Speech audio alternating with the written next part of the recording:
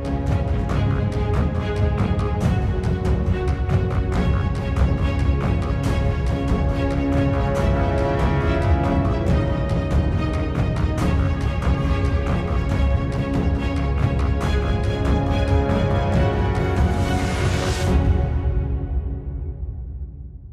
All, कैसे हैं आप लोग। Welcome to tech talk with Shantanu Sen. मैं विशाल अग्रवाल आप सभी का स्वागत करता हूं आज के इस नए एपिसोड में।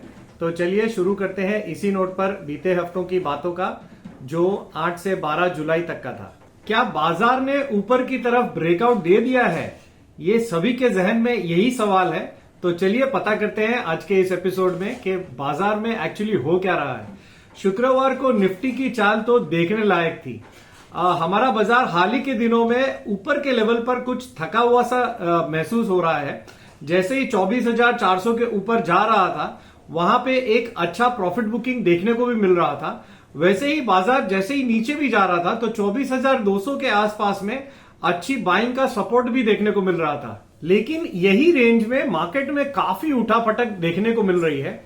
बाजार इतने एलिवेटेड लेवल्स पर अभी कामकाज कर रहा है, लेकिन अभी भी कोई यूफोरिया जैसी सिचुएशन नजर नहीं आ रही है। ऐसा कहीं भी नजर नहीं आ रहा है कि हूं रही क्यों, हमने शेयर नहीं लिया, या उस तरह की कोई सिचुएशन नहीं है।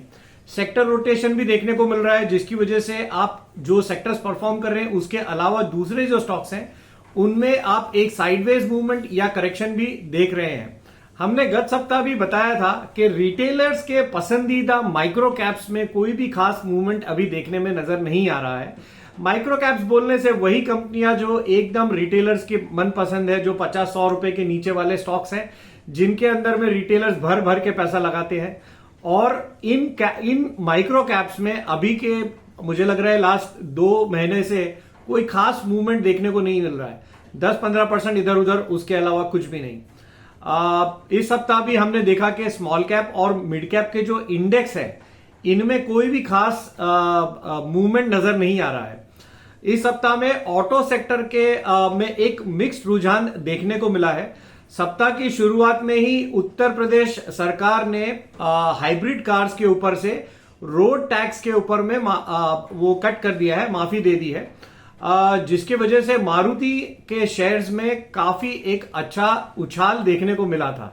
देश की सबसे बड़ी ऑटो मैन्युफैक्चरिंग की कंपनी, हाइब्रिड कार्स की मैन्युफैक्चरिंग कंपनी है मारुति, और इसमें अगर रोड टैक्स कट किया गया है तो इसमें आशंका है कि इनकी सेल्स में काफी अच्छी बढ़ोतरी देखने को मिल सकती है। इसी वजह से एक इसके शेयर्स में अच्छा उछाल देखने को मिला।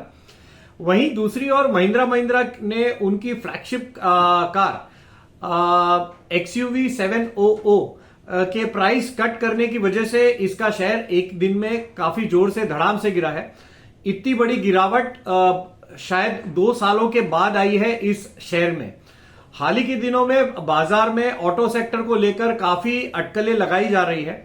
ये सेक्टर जनवरी से ही काफी बढ़त बनाकर चल रहा है। बाजार के जानकारों के मुताबिक ऑटो कंपनीज को अपनी इन्वेंट्रीज अभी बेचने के लिए कुछ मुश्किलों का सामना करना पड़ रहा है, जिसकी वजह से 4 व्हीलर्स की सेल्स पर अच्छा खासा अभी के लिए डिस्काउंट चल रहा है। अगले 2-3 महीनों में अच्छे डिस्काउंट ऑफर्स अभी ऑटो कंपनीज ने दिए हैं। वैसे हुंडई मोटर्स का भी आईपीओ, ये देश का करीब करीब शायद सबसे बड़ा आईपीओ आने में है। ये अगले 1-2 महीने में आएगा। ये 25,000 करोड़ का आईपीओ आने की वजह से ऑटो कंपनीज के शेयरों में अभी के लिए एक इंटरेस्ट बना रहेगा। अब रिजल्ट सीजन भी शुरू हो गया है, जिसके वजह से आप रिजल्ट वाली जो कंपनियां हैं उनमें गतिविधि तेज होते हुए देखेंगे। टीसीएस के रिजल्ट्स बाजार के अनुमान के मुताबिक आने की वजह से इसमें एक उछाल देखा गया। कंपनी ने अपनी नेट प्रॉफिट में 9% की ग्रोथ दर्शाई है। ये कंपनी अपने बहुत बढ़िया डिविडेंड देने की वजह से जानी जाती है। इसका हिस्ट्री में भी काफी अच्छा, जब से कंपनी बनी है तब से इन्होंने काफी अच्छे डिविडेंड्स दिए हैं। कंपनी ने इस बार भी 18 रुपए का डिविडेंड दिया है और 9 रुपए का इंटरिम डिविडेंड भी दिया है। इस कंपनी ने ऑलरेडी इस साल में 69 रुपीज का डिविडेंड दे चुके हैं। कंपनी का शेयर शुक्रवार को 6.5% की छलांग लगाकर 4182 पर बंद हुआ है। HCL टेक के भी रिजल्ट्स शुक्रवार को बाजार बंद होने के बाद आए हैं। कंपनी ने 12 रुपए का इंटरिम डिविडेंड दिया है। कंपनी ने अगले साल के लिए 3 से 5% की ग्रोथ गाइडेंस का अभी दिया है। कंपनी ने ईयर ऑन ईयर प्रॉफिट में 20% का ग्रोथ दिखाया है। HCL का शेयर शुक्रवार को 3.3% बढ़कर बंद हुआ था। वहां अमेरिका में भी अभी के लिए नैस्डैक में काफी अच्छी तेजी देखी जा रही है। वहां पर सॉफ्टवेयर कंपनीज का राज है। नैस्डैक अपने ऑल टाइम हाई के आसपास ही चल रहा है अभी के लिए। वहां पे फेड चेयरमैन जेरोम पॉवेल की हाल ही में जो स्पीच आई है उसमें काफी नरमी देखी गई है, जिसकी वजह से वहां के लोग एक्सपेक्ट कर रहे हैं कि हो सकता है कि अब रेट कट पास में ही हो सकता है कि रेट कट सितंबर महीने की जो उनकी जो नेक्स्ट मीट है उसमें हो जाए। इस महीने की मीट में तो अभी नहीं लग रहा है, जिसके वजह से वर्ल्ड मार्केट्स में अभी के लिए अच्छी तेजी देखी जा रही है। हमारे लोकल फ्रंट पे हमारे जो मार्केट रेगुलेटर है उन्होंने फ्यूचर्स एंड ऑप्शंस की बेलगाम ट्रेडिंग को घटाने के लिए और कदम उठाए हैं इस हफ्ते भी। बाजार में करीब 1730 शेयर्स मार्जिन ट्रेडिंग के लिए अभी के लिए अवेलेबल है अप्रूव्ड लिस्ट में। उसमें से सेबी ने 1000 शेयर को हटा दिया है इस लिस्ट में से। सेबी का मानना है कि सिर्फ जो लिक्विड शेयर्स की जो अपने जो शेयर्स हैं उन्हीं को इस लिस्ट में जगह दी गई है, क्योंकि जिस समय वॉलेटिलिटी होती है उस समय एक्सचेंजेस और क्लियरिंग हाउसेस का प्रोसेस स्मूथली चलता रहे, इसी वजह से ये लिस्ट को काटा गया है। इसकी लिमिट को भी एक चरणबद्ध तरीके से घटाया जाएगा, जिसकी शुरुआत 1 अगस्त से होगी। चलिए अब यहां पर कुछ FIIs की भी बातें कर लेते हैं। FIIs जो कि इलेक्शन से पहले कंप्लीटली शॉर्ट पोजीशन बनाकर चल रहे थे, उन्होंने अभी के लिए इस महीने में अब कंप्लीटली लॉन्ग पोजीशन में आ गए हैं। तो अब ये देखना काफी दिलचस्प होगा कि अब वो यहां से क्या करते हैं, क्योंकि 82 से 85% उनकी लॉन्ग पोजीशन चल रही है। यहां से बढ़ाने में ज्यादा अब उनके पास स्कोप नहीं है।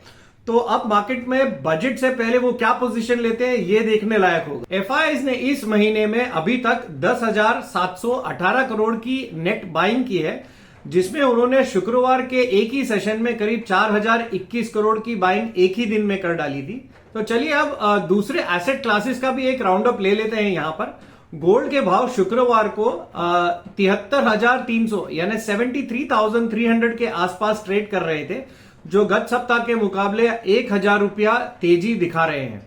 इंटरनेशनल मार्केट में भी गोल्ड के भाव $2,410 यानी $2,410 के आसपास ट्रेड कर रहे थे। इसके भाव में भी करीब $50 की वृद्धि देखी गई इस एक सप्ताह में। कच्चा तेल भी $83 से $84 के बीच में ही ट्रेड कर रहा है, जो गत सप्ताह में भी यही भाव के आसपास था। बिटकॉइन शुक्रवार की क्लोजिंग के समय $58,000 के पास ट्रेड कर रहा था। एक महीने में ये कमोडिटी $70,000 से घटकर यानी $54,000 के आसपास आ गई थी। रुपया भी इस समय डॉलर के सामने 3 पैसे बढ़कर ₹83.52 83.52 पर बंद हुआ है शुक्रवार के सेशन में। अब यहां पर हम कुछ निफ्टी की भी बातें कर लेते हैं। निफ्टी 178 अंक बढ़कर 24,502 पर बंद हुआ है। वहीं बैंक निफ्टी 52,278 पर यानी 381 पॉइंट घटकर बंद हुआ है, और सेंसेक्स 80,519 पर यानी 522 अंक बढ़कर बंद हुआ है। अब यहां हम कुछ बढ़ने वाले इंडेक्स की भी बात कर लेते हैं। निफ्टी आईटी जो कि शुक्रवार का स्टार परफॉर्मर था, ये शुक्रवार को ये इस हफ्ते में 3.5% तक बढ़ा है, और गत 4 हफ्तों में ये इंडेक्स करीब 12.5% बढ़ चुका है। निफ्टी एफएमसीजी भी इस सप्ताह में 3.5% तक बढ़ गया है। 2 हफ्तों में ये इंडेक्स करीब 5% बढ़ा है। निफ्टी फार्मा 0.25% यानी 0.75% तक बढ़ा है। 2 सप्ताह में ये इंडेक्स भी करीब 4.25% की वृद्धि दिखाकर हरे निशान में बंद हुआ है। अब कुछ घटने वाले इंडेक्स की भी बात कर लेते हैं। यहां पर निफ्टी मेटल जो 2.63% घट गया है, वहीं निफ्टी ऑटो भी 1% तक घटा है। निफ्टी ऑटो, आपको बताएं कि निफ्टी ऑटो में काफी गतिविधि देखी गई थी जनवरी से, और ये इंडेक्स में लगातार एक वृद्धि देखी गई है। बैंक निफ्टी भी 0.75% घटा है और लाल निशान में बंद हुआ है इस सप्ताह में। अब यहां पर कुछ बढ़ने वाले शेयरों की भी बात कर लेते हैं। सबसे अग्रणी है इसमें आरवीएनएल, रेलवे विकास निगम, 27.50% यानी 27.5% बढ़ गया है इस एक सप्ताह में। उसके पीछे पीछे ऑयल इंडिया भी है जो 26% बढ़ा है इस सप्ताह में। उसके बाद आईआरएफसी, रेलटेल, ज्यादा करके रेलवे से जुड़ी कंपनियां हैं। जीई शिपिंग कंपनीज का भी इस बार इसमें एडिशन हुआ है। Welspun living, RCF, Jubilant Ingrevia, CESC, Sonata software की जो बूम है उसमें सोनाटा सॉफ्टवेयर शुक्रवार के सेशन में बहुत अच्छी छलांग लगाई, 13% तक की। बॉम्बे बर्मा और कल्पतरु प्रोजेक्ट्स, ये सारे के सारे शेयर करीब करीब 11 से 15% तक बढ़े हैं इस सप्ताह में। अब यहां पर हम कुछ घटने वाले शेयरों की भी बात कर लेते हैं, जिसमें सबसे अग्रणी पहला नाम है शाफलर इंडिया, जो कि करीब करीब 13% तक घटा है। इसके बाद में है Hitachi Energy, Uno Minda, Schneider Electric, ज्यादा करके एमएनसी स्टॉक्स हैं ये सारे। Macrotech Developers, Bank of Baroda, RHI, Magnesita और एजिस लॉजिस्टिक्स, ये सारे के सारे शेयर करीब करीब 8 से 11% तक घटे हैं इस सप्ताह में। अब अगले हफ्ते की कुछ बात कर लेते हैं जो 15 से 19 जुलाई तक का है। ये आने वाला सप्ताह एक ट्रंकेटेड वीक है, एक छोटा हफ्ता है, जिसमें 17 जुलाई को बुधवार को भारतीय बाजार बंद रहेंगे, जिसकी वजह से ये हफ्ते में सिर्फ 4 दिन की ट्रेडिंग होगी। सोमवार को मार्केट सबसे पहले आपके जो महंगाई के जो आंकड़े आए हैं और इंडस्ट्रियल आउटपुट के जो फिगर्स आए हैं उस पर रिएक्ट करेगा। भारत के जून महीने के महंगाई दर 5.08% पर आई है, जो कि 4 महीनों में सबसे तेज गति से बढ़ी है, खासकर फूड इन्फ्लेशन की वजह से। गत आरबीआई की मीटिंग के बाद आरबीआई गवर्नर ने इस बारे में चिंता भी व्यक्त की थी कि फूड इन्फ्लेशन अभी भी कंट्रोल में नहीं आ रहा है। उनके हिसाब से अगले 2-3 महीनों में फूड इन्फ्लेशन शायद कुछ कंट्रोल में आ जाए, लेकिन अभी के लिए ये 6% से नीचे है, जो कि आरबीआई की सहन शक्ति जो 2 से 6% के बीच की है उसके नीचे है। सितंबर 2023 में 6% के ऊपर का इन्फ्लेशन देखा गया था, जिसका मतलब है कि हम करीब करीब 8-9 महीनों से अभी भी हम आरबीआई की जो लिमिट है उसके अंदर ही है। मई महीने का इंडस्ट्रियल आउटपुट जो आया है 7 महीनों के ऊंचाई पे है, वो 5.9% आया है, जो अप्रैल में 4.98% था और मार्च में 5.41% था। मार्च के बाद अप्रैल में इंडस्ट्रियल आउटपुट कुछ घटा था और इस बार एकदम 7 महीनों के हाई पर आया है। शुक्रवार को बाजार में ओपनिंग के समय बाजार को किसी को उम्मीद नहीं थी कि इस प्रकार की तेजी आएगी और इस प्रकार से मार्केट उछल जाएगा। इंटरनेशनल क्यूज भी ठीक ठाक से थे और वहां पे डाउ जोन्स बढ़कर बंद हुआ था और नैस्डैक में कुछ प्रॉफिट बुकिंग देखने को मिली थी ऑल टाइम हाई लगाने के बाद, तो वो लाल निशान में बंद हुआ था।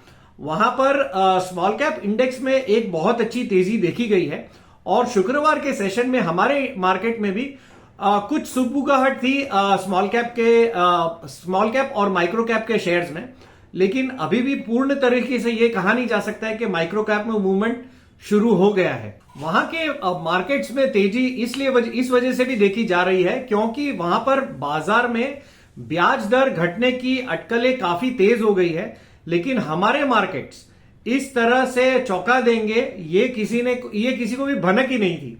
सबको सिर्फ इतना पता था कि टीसीएस के रिजल्ट्स ठीक ठाक आए हैं तो आईटी स्टॉक्स में फोकस बन सकता है और ट्रिगर आने वाले समय में अब ट्रिगर का काम करेंगे रिजल्ट सीजन, जो कि पूरा सीजन अभी बाकी है, कुछ रिजल्ट्स शुरू हुए हैं, और दूसरा आने वाला बजट जो अगले सप्ताह के बाद उसके बाद वाले सप्ताह में आने वाला है। शुक्रवार को बस 11:15 से 11 बजे के बीच में जो बाइंग शुरू हुई है वो उसके बाद रुकने का कहीं नाम ही नहीं लिया है। मंदी करने वाले तो बुरी तरीके से फंस गए हैं। उसके बाद तो आधे घंटे में ऐसा लगा कि मार्केट की पूरी तस्वीर बदल गई है। निफ्टी और सेंसेक्स ने दोनों ने न्यू ऑल टाइम हाई छू लिया है। निफ्टी का अभी तक का ऑल टाइम हाई 24,592 यानी 24,592 और सेंसेक्स 80,893 यानी 80,893 के लेवल अभी तक के हाईएस्ट लेवल मार्केट्स ने देखे हैं अभी तक।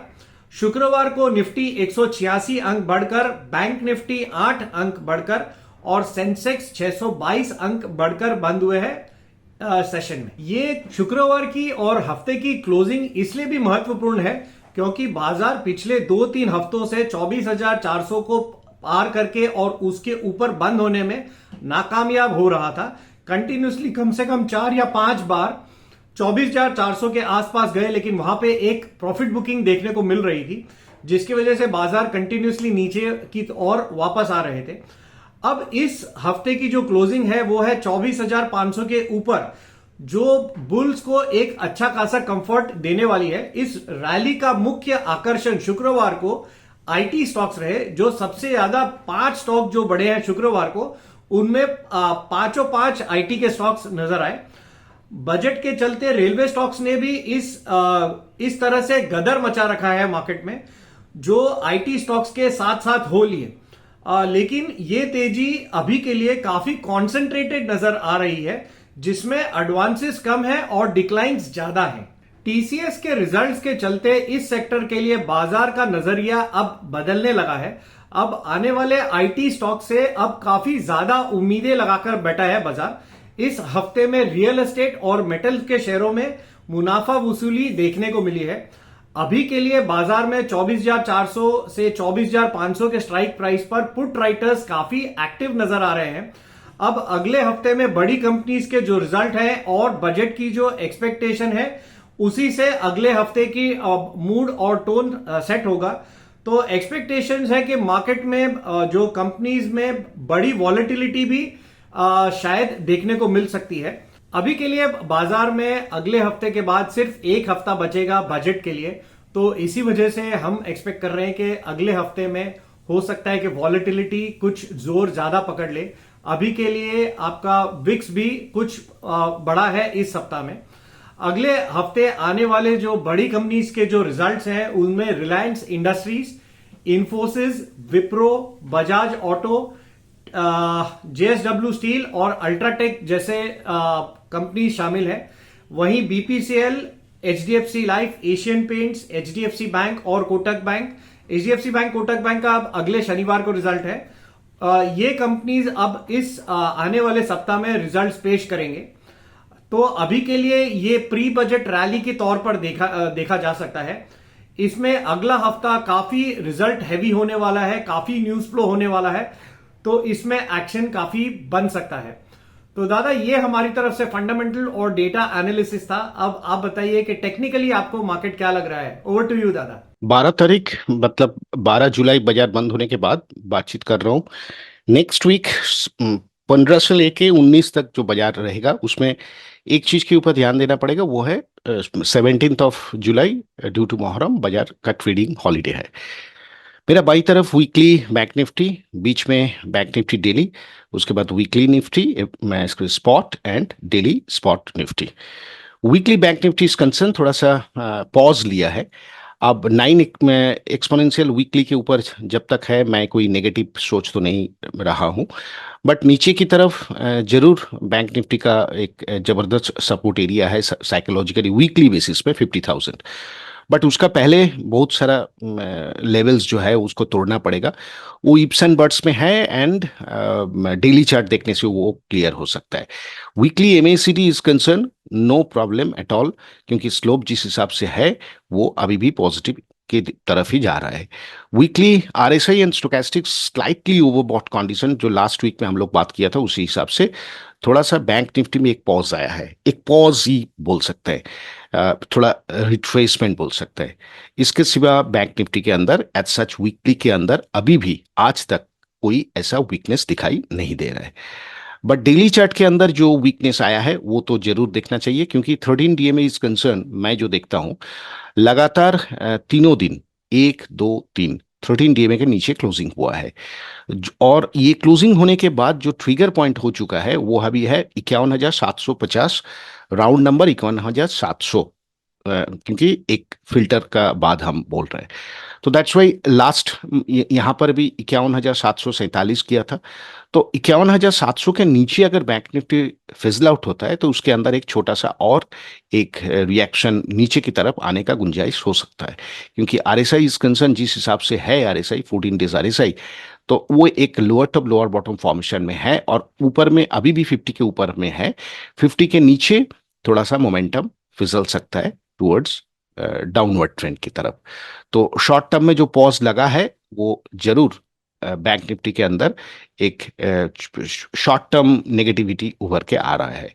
Next week onward that's why 51,700 के नीचे ट्रेड होता है कि नहीं होता है स्पॉट बैंक निफ्टी, उसके ऊपर गौर करना चाहिए। Weekly Nifty is concerned, there is no problem.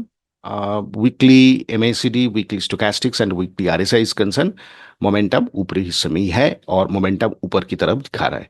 But cause of concern यही है कि नेक्स्ट वीक एक ट्रंकेटेड वीक है एंड उसके बाद वाला वीक में बजट है। बाजार जिस हिसाब से ऊपरी हिस्से में अभी घूम रहा है, थोड़ा सा पॉज लेने में कोई हर्जा नहीं है। तो दैट्स वाई थोड़ा cautious mode index is concern, weekly Nifty is concern जरूर लेना चाहिए, जो कि लास्ट वीक में भी हम बात किए हैं। डेली बैंक है weekly Nifty is concern, spot में आरएसआई जिस हिसाब से फिर ऊपर की तरफ जाने का गुंजाइश किया और जिस हिसाब से चार्ट फॉर्मेशन हुआ है, बहुत ही अच्छा क्लोजिंग है और स्पेस अभी भी ऊपरी हिस्से में जो रेजिस्टेंस हम लोग बात किया था लास्ट वीक में, वो स्पेस अभी भी ओपन है। दैट मीन्स टुवर्ड्स 24,750, 24,750 इसके आसपास थोड़ा सा कॉशस मोड जरूर लेना चाहिए as per the index Nifty is concern. तो यही था, इससे ज्यादा कुछ देखने का नहीं है। सपोर्ट रेजिस्टेंस जो है वो तो नेक्स्ट स्लाइड में हम लोग बात करेंगे, but cause of concern bank Nifty के अंदर है, क्योंकि एक नेगेटिव शॉर्ट टर्म ट्रिगर उभर के आया है। क्या वो कंटिन्यू होता है नीचे तरफ या ऊपरी हिस्से में फिर से बैंक निफ्टी 52,800 के ऊपर क्लोजिंग करके नया ट्रेंड फिर से दिखाने का कोशिश करेगा, वही देखना चाहिए। But higher end is concern जरूर जरूर एक यूफोरिक सिचुएशन तो है नहीं, लेकिन एक पॉज लेने के लिए बाजार इंगित यही दे रहा है। अब किस हद तक ये देगा वो तो नेक्स्ट वीक से जब ट्रेडिंग चालू होगा डे टू डे प्रोसेस में रहना चाहिए। चलिए हम लोग का नेक्स्ट सेगमेंट में।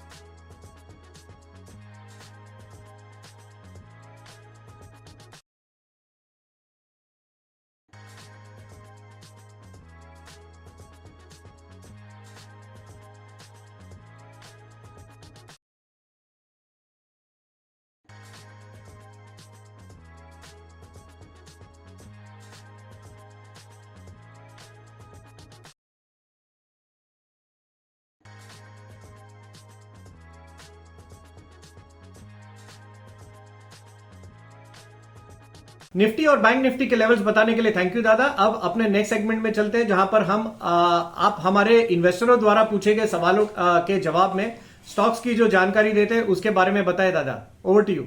आज जो तीनों स्टॉक के ऊपर हम लोग टेक्निकल चर्चा करेंगे वो है HDFC life, Saksoft and Alembic limited. मैं शुरू से ही बोल रहा हूं और शुरुआत से ही आप लोग को यही कोशिश की है कि एक एडुकेटिव चैनल है, यहाँ पर मैं एडुकेशन लेके टेक्निकल्स का जो प्रयोग है उसके ऊपर हम लोग ज्यादा ध्यान देते हैं, ना कि कोई रिकमेंडेशन। तो सब इंटरेस्टेड पर्सन जो लोग अभी देख रहे हैं सबके लिए मैं यही बोलूंगा, ये कोई रिकमेंडेशन नहीं है, ये एक टेक्निकल चर्चा है और टेक्निकल्स का एप्लीकेशन है, ये एक इनपुट है, उसी हिसाब से आप लोग कंसिडर कीजिए। पहला एचडीएफसी लाइफ, नोन नेम, इसके अंदर कोई ज्यादा बोलने का कुछ है नहीं, खाली टेक्निकल चीज जो डेवलपमेंट हो रहा है वो एक बार देखना चाहिए। यहाँ पर एक कंसोलिडेशन के बाद ये एक अच्छा क्लोजिंग है, बट सामने में जिस हिसाब से दो रेजिस्टेंस है, क्या ये रेजिस्टेंस के ऊपर क्लोजिंग दे पाएगा? That's why very interesting chart development होके आया है। और 1326 के ऊपर गया है, जो कि डाउन ट्रेंड में है। अब ये क्रॉस ओवर होगा कि नहीं, यहां से फिर बाजार फिजल आउट होकर नीचे आ जाएगा, ये देखने के लिए मैं नेक्स्ट वीक ऑनवर्ड कम से कम 3 हफ्ता से लेके 3 महीना कम से कम एचडीएफसी लाइफ के ऊपर नजर बना के रखूंगा। Technicals others indicator is concern, MACD का स्लोप जिस हिसाब से मूवमेंट धीरे धीरे ऊपर की तरफ जाने का कोशिश कर रहा है, बट अभी भी नेगेटिव में है। आरएसआई एंड स्टोकेस्टिक्स मोमेंटम क्रिएट करने के लिए रुका हुआ है।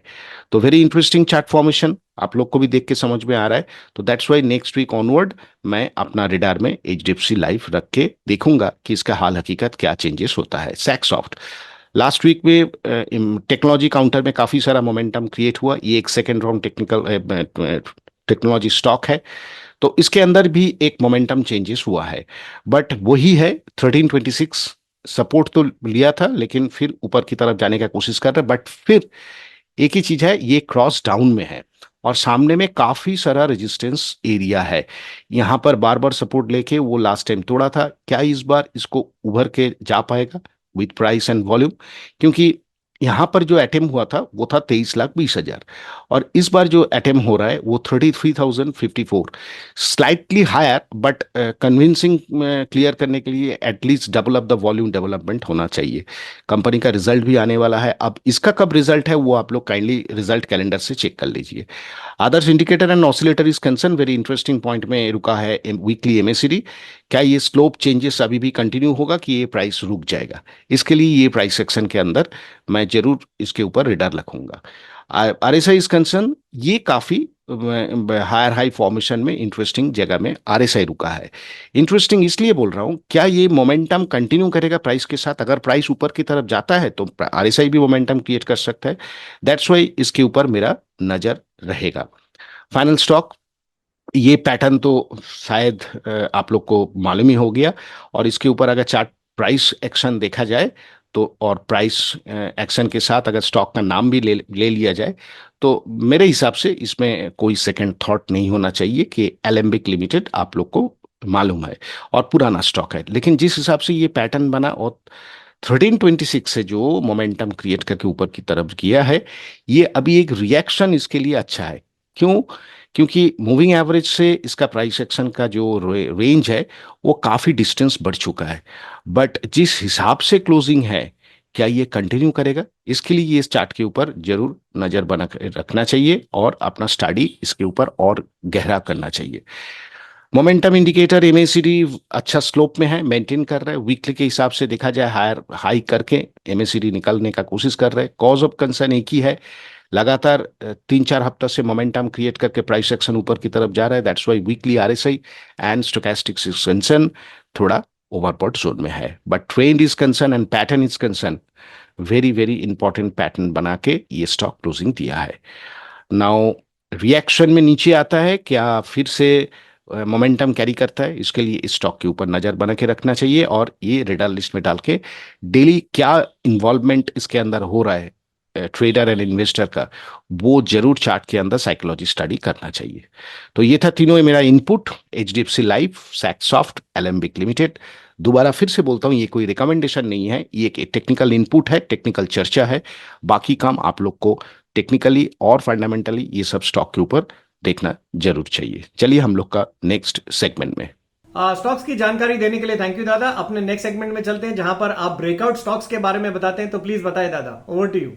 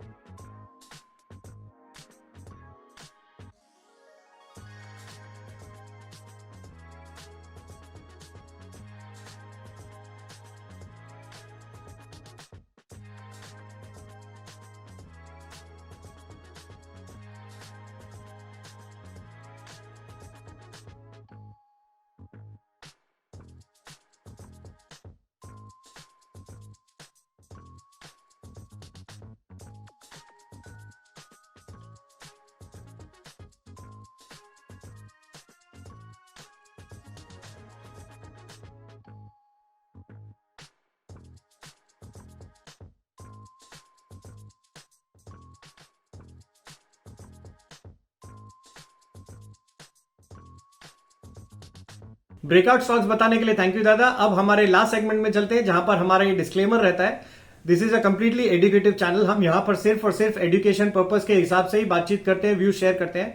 हमारी गुजारिश है कि हमारे जितने भी ट्रेडर्स हैं, इन्वेस्टर्स हैं, व्यूअर्स हैं, जो भी हमारा चैनल देखते हैं, वो अपना कोई भी ट्रेड लेने से पहले अपनी सोच समझ के साथ या किसी सेबी रजिस्टर्ड एनालिस्ट की सोच समझ के साथ ही ट्रेड करें। We will not be responsible for anything. Thank you, bye.